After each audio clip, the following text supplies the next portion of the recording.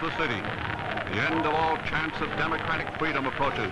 The Red Army is at the gates.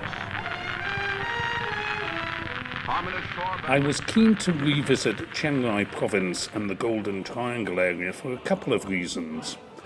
The landscapes are spectacular at this time of year, and the history is fascinating. The history of the Golden Triangle in the second half of the 20th century really does revolve around the opium trade and the Cold War.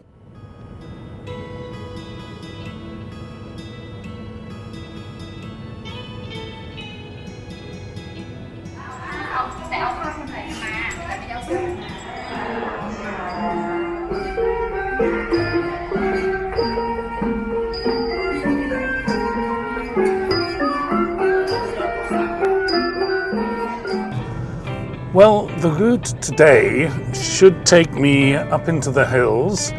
I'm going to try and find a place called Ban Mae Salong. This was a Kuomintang village, and it's in the middle of nowhere, way off the tourist track, but the Kuomintang hung out there for years.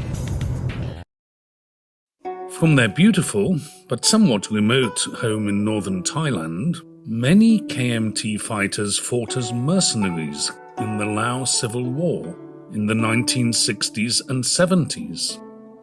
And then for the Thai government in their fight against the Communist Party of Thailand through the 70s and 80s. Chinese influences are all around you in this part of Thailand.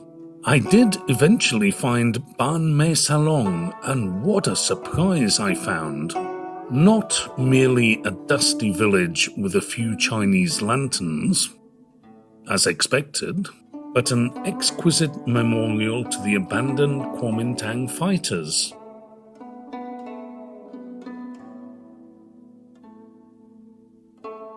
The Chinese Martyrs Memorial Museum is a memorial to the soldiers of the old 93rd Kuomintang Division.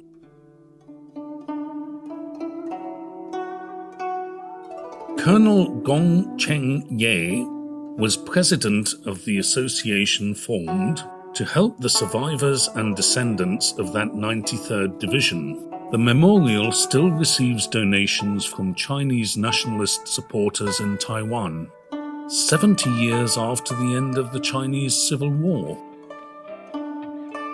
After a short visit to this tranquil and moving historical museum, it was time for bustling border chaos at Mae Sai. Quite a while since I last came here, and sadly it doesn't get any better. I have always thought that you could buy anything here, legal and illegal. Always busy, as people come and go quite freely these days across the border. These people are heading from Thailand to Myanmar, clearly with no shortage of goodies with them. But I have always found the place slightly threatening, never really comfortable there. Lots of people trying to sell drugs, souvenirs, jade, and female Viagra, of all things. Back on the road, and my destination for the night, the Golden Triangle. But on the way, I noticed another peculiarity of this part of Thailand. There are just so many Christian chapels and churches. You see more churches than Buddhist temples, which is very unusual. In a way, this takes us back to our friends in the Chinese 93rd Division. Many of the Chinese nationalists had been converted to Christianity by European missionaries. So this really was just another part of their cultural baggage which they brought along with them. This is the Golden Triangle, much busier than it was 15 years ago. Over my left shoulder you can see Laos, with some hideous Chinese development. And over my right shoulder you can see Myanmar. Down the middle it's the Mekong River, and I'm standing in Thailand. At all the development that's going on, crowds of tourists, And I'm especially amazed by that Chinese development across the river. That's Lao over there. I don't know if it's a hotel or a casino, but last time I was here there was absolutely nothing there at all. And if we look further down, they're building tall buildings, almost skyscrapers. On the Lao side, really is surprising. But at the end of the day, I did manage to get a treat for dinner. Lots of northern Thai favourites. A clear morning in the Golden Triangle and time to hit the road again. But before leaving, I went back to the Opium Museum. The museum shows how opium can absolutely destroy lives. And yet remains ambiguous about the role of Khun. But now I have a personal interest in this part of the story. An ethnic Chinese from Shan State called Law Sing Han was, in the 1950s, deputy to a colourful character by the name of Olive Yang. She worked for the CIA and channeled opium for arms.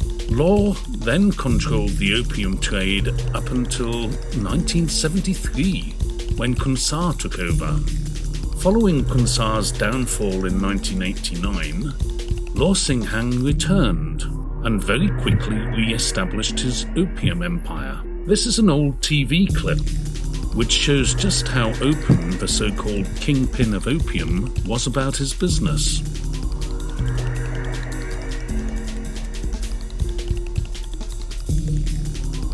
He established many businesses, including ports, airports, toll roads,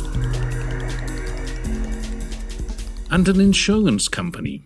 The business empire is now controlled by his son, Stephen Law, whom I've actually met on several occasions to talk about insurance. Here he is at the grand opening of his insurance company in Yangon a few years ago. And yet everybody says that insurance people are boring.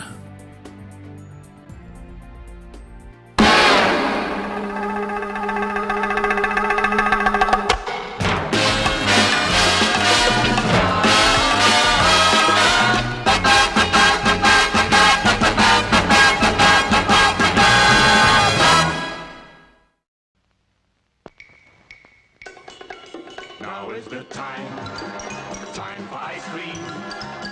Ice cream time! It's ice cream time with Lion's Mane. Ice cream time with Lion's Mane.